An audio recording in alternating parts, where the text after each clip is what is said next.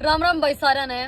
एक बार की बात है कि वह एक राजा हुआ है और उस राजा के कोई भी संतान नहीं थी, तो बेचारा वो बहुत तंग हो गया। तो उसने अपने दरबार में एक ज्योतिषी बुलाया और उसने कहा कि पंडित जी कोई ऐसा उपाय बताओ जिससे मेरा संतान हो जाए, मैं बहुत दुखी हो गया हूँ। तो जो ज्योतिषी हुआ है वो को है कि राजा जी एक बच्चे की बलि आपने देनी पड़ेगी, कोई छोटा बच्चा जिसकी बलि आप दे सको तब जाके आपके संतान होगी। तो राजा का मन थोड़ा सा दुखी होया, पर भाई संतान की जरूरत थी और पहले के टाइम में ये चीज चला करती, बलि दे दिया करते नु। तो वो पूरी अपनी जो प्रजा हुआ है और जो मोहल्ला हुआ है पूरा राजा का, उसमें वो अनाउंस करवा दे हुआ है कि भाई कोई अपने बच्चे की अगर बलि दे सके है तो राजा तक समर्पित कर दे उस बच्चे ने। तो जब सबके काना तक यह खबर गई तो एक परिवार हुआ है और वो परिवार की जो कंडीशन थी, जो पारिवारिक हालात थे, वह इतने ज्यादा खराब थे कि वही बात है खाने न दाने तक नहीं थे। तो उस माँ बाप ने सोचा कि क्यों नहीं, उनके 4-5 बच्चे थे, उन्हें सोचा कि क्यों नहीं अगर हम एक छोटे बच्चे की बलि दे दें, राजा तक सौंप दें, तो कम से कम और बच्चा का पालन पोषण तो कर पाएंगे। मजबूरी उस परिवार की इतनी होगी और जो बच्चा था 10-12 साल की उसकी उम्र थी और वो वैसे भी पढ़ाई में थोड़ा कम था और ना कुछ काम धाम था, वही दिक्कत थी परिवार में। तो उस माँ बाप ने वो राजा तक सौंप दिया। तो राजा उस बच्चे ने देख के, तो जब उसकी बलि देने का टाइम आवा है तो राजा उससे पूछा है कि बेटा तेरी कोई आखिरी इच्छा हो वो बता। तो वो बच्चा कब है कि राजा जी, वो हाथ जोड़ दिया कि राजा जी मेरी आखिरी इच्छा बस यह है कि मेरे तय एक थाली में माटी दे दी जावे, थाली भर के माटी की। तो राजा थोड़ा सा सोच में पड़ जाए कि माटी क्यों मंगवा रहा है, तो पर राजा आदेश देवे है तो उस बच्चे तय माटी की भरी थाली दी जावे है।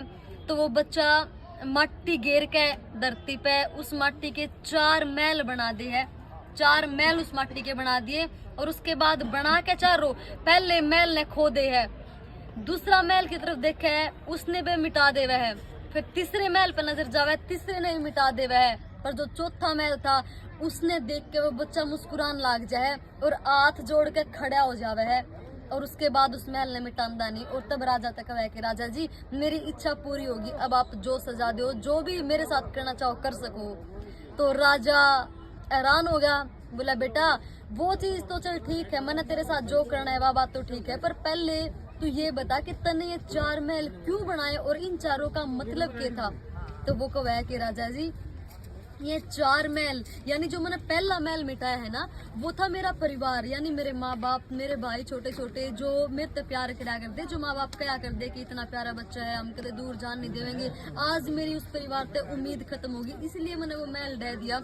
और दूसरा महल था मेरा रिश्तेदार जो क्या करते कि हमारे साथ रह लिए बेटा, हम ते बहुत प्यार करें, कदे मुसीबत नहीं आने देवेंगे। आज उन्हें जब पता चला कि मेरा परिवार मेरी बलि देने जा रहा है, यानी राजा को सौंप रहा है, तो उस रिश्तेदार ने भी वो रोक्या को नहीं, इसलिए मैंने दूसरा महल बिठा दिया। और जो तीसरा महल था राजा जी, वो खुद आपका महल था। एक राजा का फर्ज हुआ है अपनी प्रजा की रक्षा करने का, और आज राजा ही खुद प्रजा की जान ले रहा है, यानी मैंने मरण पे तुल रहा है। तो इसलिए मेरी उम्मीद एक राजा से आज खत्म होगी, इसलिए मैंने वो तीसरा महल बिठा दिया। पर जो चौथा महल था ना, वो महल था मेरे परमेश्वर का महल।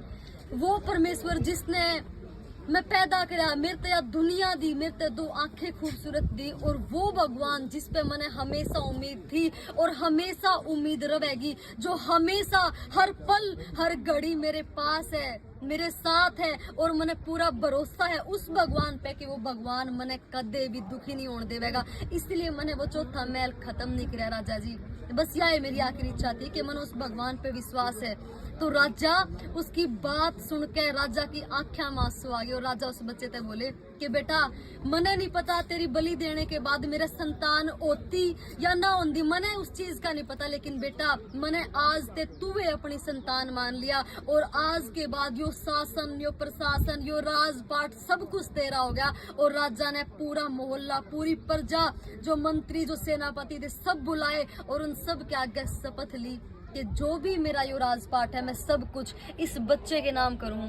सोच के देखो सब कुछ किसके कारण होया, उस भगवान के कारण। मतलब उस बच्चे की जिंदगी खत्म होने वाली थी, वो बलि उसकी होने वाली थी राजा की संतान की खातिर, क्योंकि राजा के संतान नहीं हुए थी, उस बच्चे की बलि होनी थी, पर राजा ने वह संतान मान ली और एक राजा घोषित कर दिया भगवान कब जिंदगी का पासा पलट देवे कोई नहीं जानता मेरे बहन भाइयों।